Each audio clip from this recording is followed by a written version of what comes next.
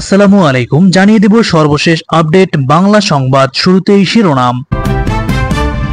দিল্লিতে বাংলাদেশ হাই কমিশনের নিরাপত্তা জোরদার।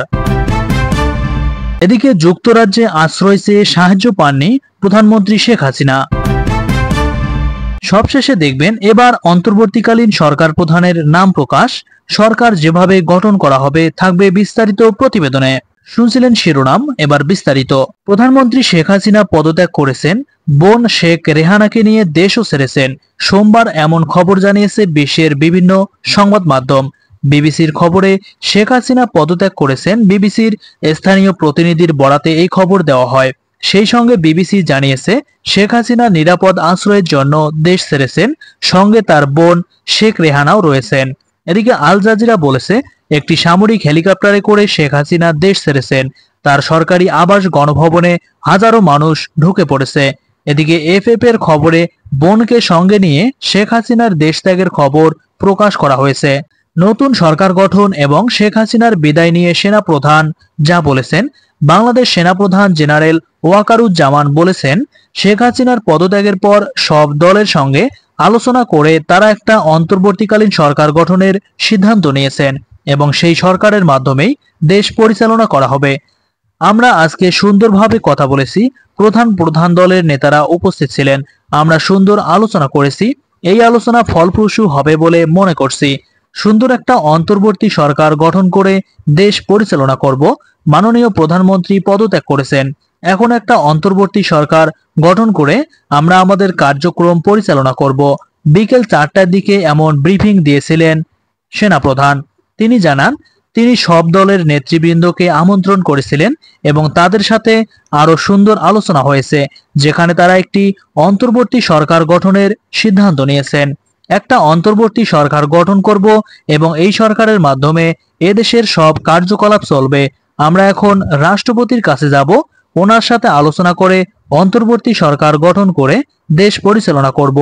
সব হত্যা এবং অন্যায়ের বিচারের অঙ্গীকার করে সেনাপ্রধান সবাইকে সেনাবাহিনীর প্রতি আস্থা রাখার আহ্বান করেন। আমি সব দায়িত্ব নিচ্ছি, আপনাদের জানমাল, এবং আমি কথা দিচ্ছি আশাহত হবেন না। আপনাদের যত দাবি রয়েছে সেগুলো পূরণ করব ইনশাআল্লাহ এবং দেশে শান্তি শৃঙ্খলা ফিরিয়ে নিয়ে আসব। আপনারা আমার সঙ্গে সহযোগিতা করবেন। এদিকে দেশ ছেড়ে পালিয়ে যাওয়া আওয়ামী লীগ সভানেত্রী শেখ হাসিনা দিল্লি থেকে লন্ডন যেতে পারেন বলে জানা গেছে।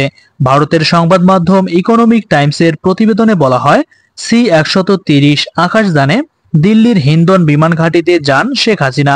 তার উপর নজর রাখে ভারতীয় সেনাবাহিনী।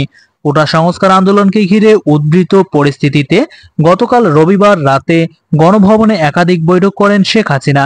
ওই বৈঠকেই তিনি ক্ষমতা ছাড়ার ইঙ্গিত দিয়েছিলেন। এছাড়া একাধিক বন্ধুপ্রতিম রাষ্ট্রের পক্ষ থেকে তাকে অবিলম্বে পদত্যাগ করার পরামর্শ দেয়া হয়েছে। আজ সোমবার দুপুরের পর থেকেই খবর ছড়িয়ে পড়ে শেখ হাসিনা পদত্যাগ করছেন এবং দেশ ছেড়ে পালিয়ে গেছেন। জনগণের প্রবল বিক্ষোভের মুখে দেশ ছেড়ে পালিয়েছে আওয়ামী লীগ এই সভানেত্রী। ভারতের গণমাধ্যম সূত্রে ভারতের আগরতলা গিয়েছিলেন শেখ হাসিনা। কোটা সংস্কার আন্দোলনকে কেন্দ্র করে উদ্ভূত পরিস্থিতিতে আজ সোমবার 5ই আগস্ট দুপুরে প্রধানমন্ত্রিত্ব থেকে পদত্যাগ করেছেন সাবেক প্রধানমন্ত্রী শেখ হাসিনা। ভারতের কয়েকটি সংবাদ মাধ্যম জানিয়েছে, শেখ হাসিনা যুক্তরাজ্যে আশ্রয় চেয়েছেন। প্রথম অবস্থায় যুক্তরাজ্য তাকে সাহায্যের জন্য না করেছে, এরপর সর্বসম্মতিক্রমে তাকে যুক্তরাজ্যে আশ্রয় দেওয়ার জন্য বলা হয়েছে।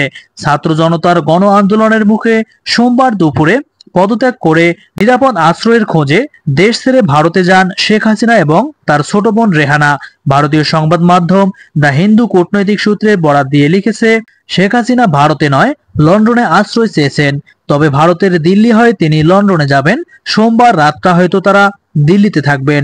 ইন্ডিয়া টুডের লাইভে বলা হয়, নয়াদিল্লির গাজিয়াবাদে সেনাবাহিনীর হিন্ডন এয়ারবাসে স্থানীয় সময় 5টা 36 মিনিটে অবতরণ করে শেখ হাসিনার বিমান। ভারতের সেনাবাহিনীর কর্মকর্তা তাকে স্বাগত জানান। সেখান থেকে লন্ডনের উদ্দেশ্যে রওনা দেবেন তিনি। নিউজ 18 বলেছে, শেখ হাসিনার ছোট বোন শেখ রেহানা যুক্তরাজ্যের নাগরিক। রেহানার মেয়ে টিউলিপ সিদ্দিক যুক্তরাজ্যের ক্ষমতাসীন লেবার পার্টির সংসদ সদস্য। যে কারণে তারা যুক্তরাজ্যে যেতে পারেন। এর আগে শেখ হাসিনাকে বহনকারী বিমানটির ভারতের রাজধানী নয়াদিল্লির কাছে উত্তরপ্রদেশের গাজিয়াবাদে অবতরণের খবর দিয়েছে ভারতের সংবাদ মাধ্যমগুলো। ভারতীয় সংবাদ মাধ্যমগুলো লিখেছে, আগরতলা থেকে শেখ হাসিনাকে বহনকারী একটি বিমান স্থানীয় সময় সোমবার সন্ধ্যার দিকে গাজিয়াবাদে হিন্দন বিমান ঘাঁটিতে অবতরণ করে।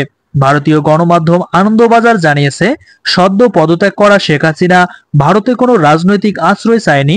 প্রথমে শোনা গিয়েছিল সোমবার রাতেই তিনি লন্ডনে রওনা হবেন। তারপর জানা যায় ব্রিটেন হাসিনার রাজনৈতিক আশ্রয়ের অনুরোধ প্রত্যাখ্যান করেছে। এদিকে 24 ঘন্টার মধ্যে অন্তর্বর্তীকালীন জাতীয় সরকারের প্রস্তাব করা হবে বলে জানিয়েছে সমন্বয়ক নাহিদ। বৈষম্য বিরোধী ছাত্র আন্দোলনের সমন্বয়ক নাহিদ ইসলাম বলেছেন, আগামী 24 ঘন্টার মধ্যেই অন্তর্বর্তীকালীন জাতীয় সরকারের প্রস্তাব করা হবে। ছাত্র, শিক্ষক, সুশীল সমাজ সহ সবার সঙ্গে বসে সমন্বিত এবং গণতান্ত্রিক সিদ্ধান্ত জাতির সামনে উপস্থাপন করা হবে। সোমবার 5ই আগস্ট রাজধানীর কারওয়ান বাজারে আয়োজিত সংবাদ সম্মেলনে এসব কথা বলেন তিনি বলেন, কেবল শেখ হাসিনাকে সরালেই বাংলাদেশ ঠিক হবে না, বরং যে পদ্ধতিতে দেশ চলতো সেই পদ্ধতিটাও পরিবর্তন করতে হবে।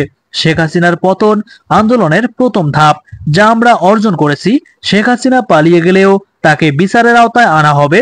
যারা ফ্যাসিজমে সরাসরি সহায়তা করেছে তাদেরও বিচারের আওতায় আনা হবে।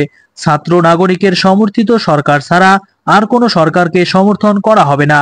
এ সময় তিনি বলেন, যারা এই আন্দোলনে মারা গেছেন তাদেরকে জাতীয় বীর হিসেবে ঘোষণা করা হবে।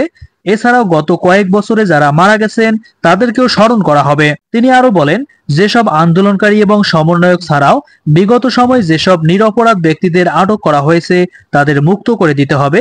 এ সময় লুটপাট, সাম্প্রদায়িক হামলা, ছাত্র সমাজকেই প্রতিরোধ করতে আহ্বান জানান তিনি। গোয়েন্দা সূত্রের বরাত দিয়ে প্রতিবেদনে বলা হয়, অন্য দেশে যাওয়ার জন্য বাংলাদেশের সাবেক প্রধানমন্ত্রীকে সেফ প্যাসেজ দেবে ভারত সরকার।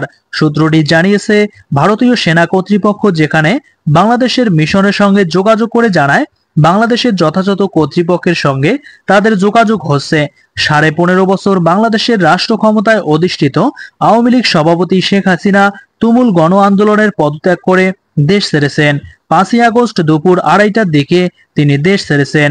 সরকারি চাকরিতে কোটা সংস্কারের দাবিতে 36 দিন আগে শিক্ষার্থীদের যে আন্দোলন শুরু হয়েছিল তা সরকার পতনের আন্দোলনে রূপান্তরিত হওয়ার পর দেশ জুড়ে সংঘাত আর 3 শতাধিক মানুষের মৃত্যুর মধ্যে শেখ হাসিনাকে ক্ষমতা ছাড়তে হলো। এদিকে সর্বাত্মক অসহযোগের মধ্যেই ঢাকার নিয়ন্ত্রণ নেওয়া জনতা প্রধানমন্ত্রী সরকারি বাসভবন, গণভবন দখল করে নিয়েছেন। সেখানে পতাকা হাতে তাদের উন্মুক্ত উল্লাসের সাক্ষী হয়েছে বাংলাদেশ। এর মধ্যে বিভিন্ন রাজনৈতিক দল এবং সুশীল সমাজের প্রতিনিধিদের সঙ্গে বৈঠক করে অন্তর্বর্তীকালীন সরকার গঠনের উদ্যোগ নেওয়ার কথা জানিয়েছেন সেনাপ্রধান ওয়াকারুজ্জামান।